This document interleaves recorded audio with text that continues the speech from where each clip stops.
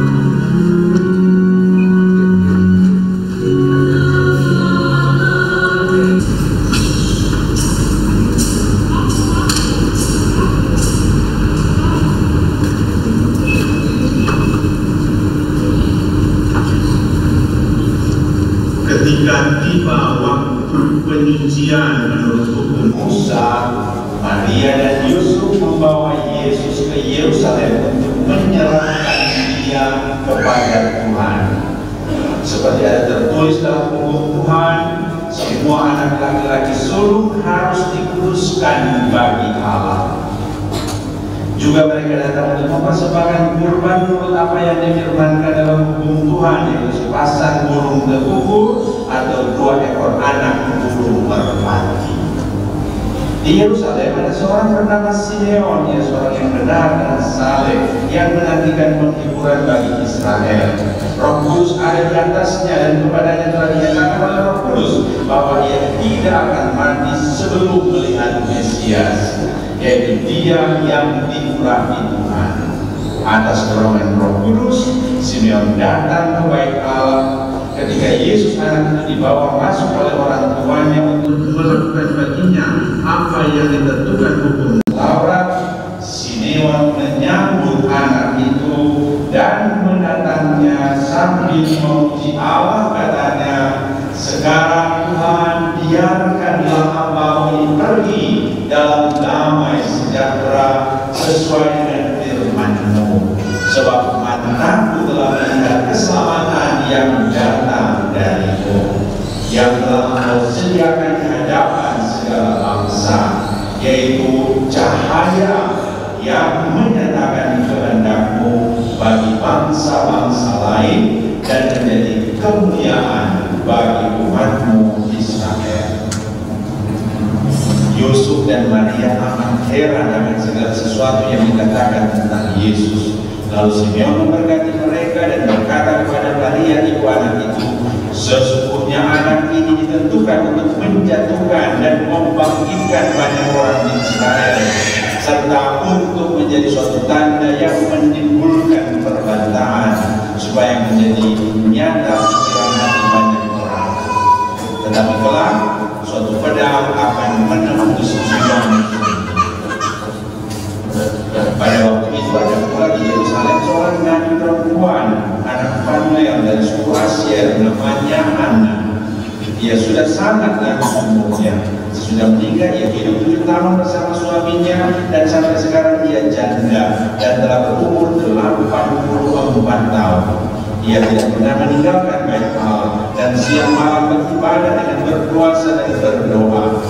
Pada saat itu juga anak pun datang ke bait Allah dan mengucap syukur kepada Allah, serta berbicara tentang anak itu kepada semua orang yang menantikan pelepasan untuk Yerusalem. Setelah selesai semua yang harus dilakukan menurut hukum Tuhan, kembalilah Maria dan Yusuf beserta Yesus ke kota kediaman mereka, yaitu kota Nazaret di Galilea. Anak itu betapa besar dan menjadi kuat, penuh hikmat dan anugerah Allah ada padanya. Demikianlah sabda Tuhan.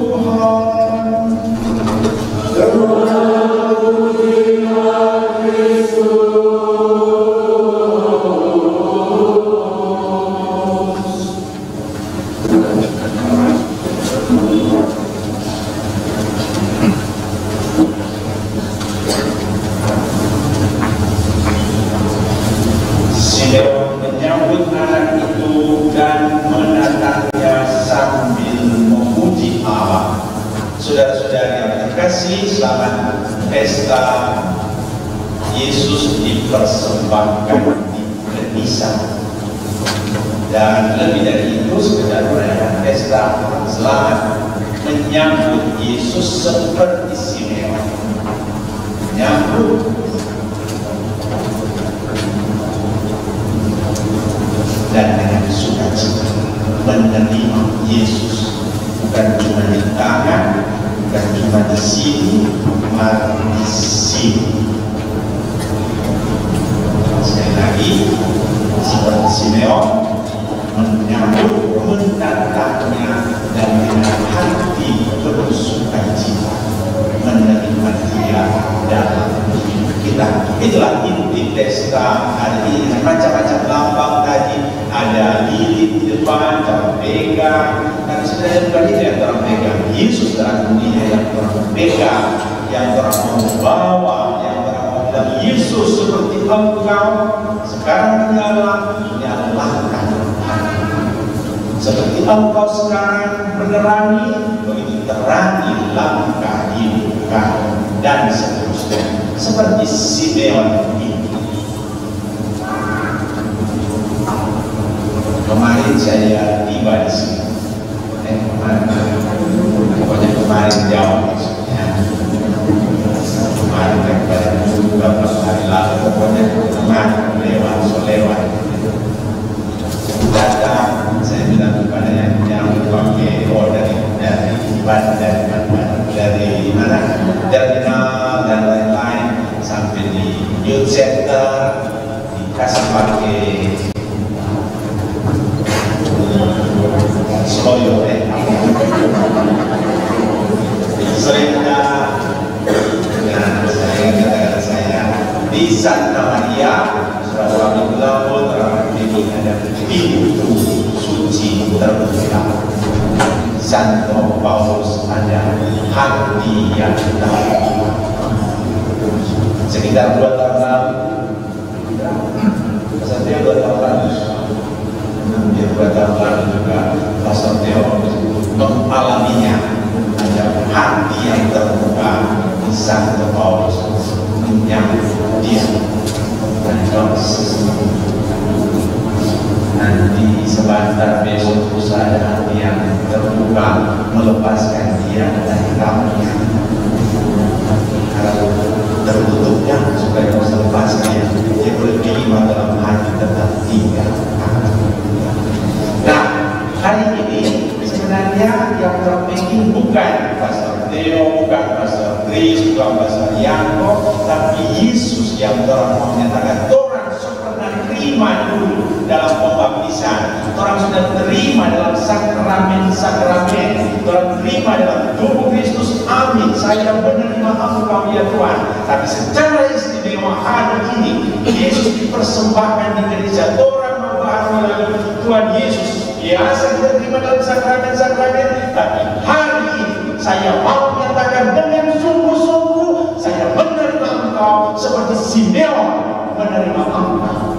Saya mau membela Engkau seperti Simeon yang saya rela mati sekarang demi Engkau ya Tuhan, yang sudah saya alami, saya lihat. Saudara-saudara yang terkasih, itu yang orang mau menyatakan dalam perayaan hari ini. Dan nanti orang menjadi sempurna dalam Ekaristi Kudus, dalam lilin dari dalam sedikit. Tapi nanti secara istimewa, ya Tuhan, saya tidak pantas Engkau datang pada saya, tapi datang sekarang bersabda, maka semuanya akan jadi lagi.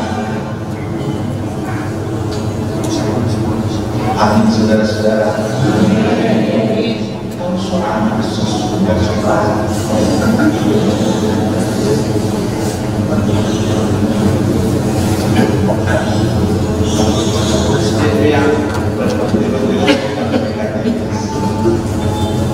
kalau sampai kalau berkait menjadi bukan itu, ya itu bagus supaya anda bahwa sengaja waktu permandian setiap orang yang dibaptis ada lilin.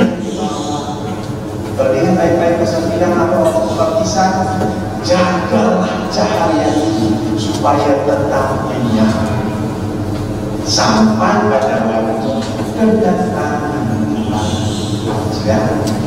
Nah, karena itu tiap tahun kedua hari, bikin perayaan ini, bikin pemberkatan ini, jadi yang dikurang di bawah, juga lilin yang tadi dibuka itu kota-kota di bawah sekarang bawa di rumah sepanjang tahun dipakai untuk ibadat-ibadat, untuk doa-doa.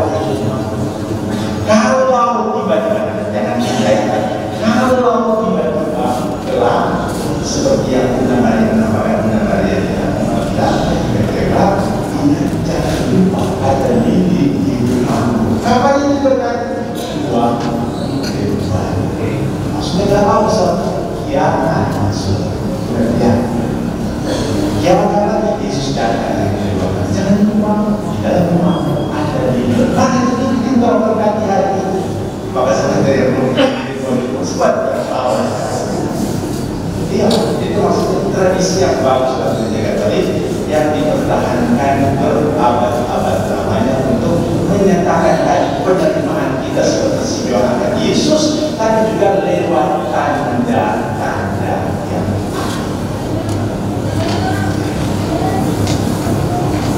baru. Kalau sudah ini pakai berbawa pasang atau radio, karena pasang belum terus jauh sangat mati berbilang. Ini 3 kategori ya. Sampai hari ulang tahun toh, saya lihat yang lucu-lucu. Pasang lilinnya sekarang juga pasang. Habis itu belum apa-apa, tiup lilinnya.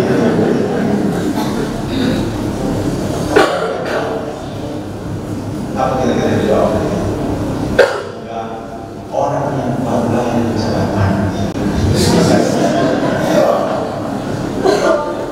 Masalahnya berarti apa? Siap menyantap. Belum dari apa? Dia udah cepat mati, itu cepat. Maka itu mulai cepat. Nah, kalau saya hari ulang tahun, jangan studio, jangan. Biar dia menyala terus sampai kapan dia selesai. Biarkan dia menyala terus. Bagi kita, lilinnya itu lambang Kristus terang dunia. Jangan orang yang kasih dia, biar dia mati dengan sendiri. Saudara-saudara yang terkasih, kalau orang perhatikan baik-baik tulisan-tulisan ini, ada undangannya, ada Santo Yosef, bawakan kepada siapa? Bawa di bait Allah kepada siapa? Bawa dipersembahkan kepada Tuhan. Jadi sebenarnya ada manusia yang dipersembahkan kepada Tuhan. Tapi kalau kamu lihat baik-baik bercanda tadi, kamu wali, Tuhan bilang salah, bukan murni yang mempersembahkan kepada saya, kepada Tuhan. Tuhan bilang yang kamu bawa Yesus ini, itulah sebenarnya saya Tuhan yang mempersembahkan anak tunggal untuk kamu manusia. Jangan pikir kamu yang baik-baik bercanda tadi. Bukan. Tuhan bilang salah. Karena itu Tuhan bilang sekarang mataku melihat keselamatan, yaitu terang bagi bangsa-bangsa. Karena apa? Anak yang tunggal dari Tuhan sekarang masuk ke dunia, masuk ke baitnya untuk menerangi dunia yang gelap. Untuk apa? Mempersembahkan Tuhan satu kali selama-lamanya untuk penyucian dosa. Maka itu